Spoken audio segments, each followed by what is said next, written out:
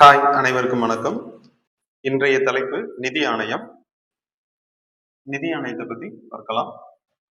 நிதி ஆணையத்தை பற்றி கூறும் அரசியலமைப்பு விதி ஆர்டிகல் 280. நிதி ஆணையத்தின் பதவிக்காலம் 5 ஆண்டுகள். நிதி ஆணையத்தை அமைக்கும் அதிகாரம் பெற்றவர் குடியரசுத் தலைவர். முதல் நிதி ஆணையம் அமைக்கப்பட்ட ஆண்டு 1951. தற்போது 16வது நிதி ஆணையம் அமைக்கப்பட்டுள்ளது. 16வது நிதி ஆணையத்தின் தலைவர் அரவிந்த் பனகாரியா.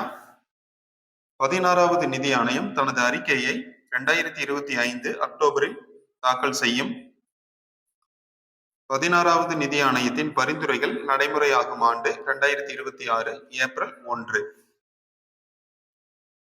நிதி ஆணையத்தின் பணிகள் என்ன அப்படின்னா, நிதி ஆணையம் தனது பரிந்துரையை குடியரசுத் தலைவரிடம் சமர்ப்பிக்கும். குடியரசுத் தலைவர் அறிக்கையை பாராளுமன்றம் முன் சமர்ப்பணம் செய்வார். நிதி ஆணையத்தின் முக்கியமான பணி என்ன அப்படின்னா, நிதி ஆணையம் மத்திய மாநில அரசுகளுக்கு நிதிகளை பகிர்ந்து அளிக்க பரிந்துரை செய்யும். அதாவது நிதி ஆணையம் பரிந்துரை மட்டுமே செய்யும். மத்திய மாநில அரசுகளுக்கு இவ்வளவு நிதிகளை ஒதுக்கீடு செய்யுங்க அப்படின்னு சொல்லி பரிந்துரை மட்டும்தான் பண்ணோம். ஆனா நிதிகளை பகிர்ந்து அளிப்பது யாரு அப்படின்னா மத்திய அரசு. சரிங்களா? குடியரசுத் தலைவர் நினைச்சா நிதி ஆணையத்தை 5 ஆண்டுகள் முடியும் முன்பே இடையிலேயே கலைக்கவும் முடியும்.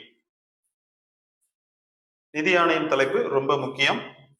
மாணவர்கள் நிதி ஆணைய தலைப்பை முக்கியமா படிங்க. நம்ம சேனல்ல தொடர்ந்து பார்க்க சப்ஸ்கிரைப், லைக் பண்ணி ஷேர் பண்ணுங்க. தேங்க்யூ.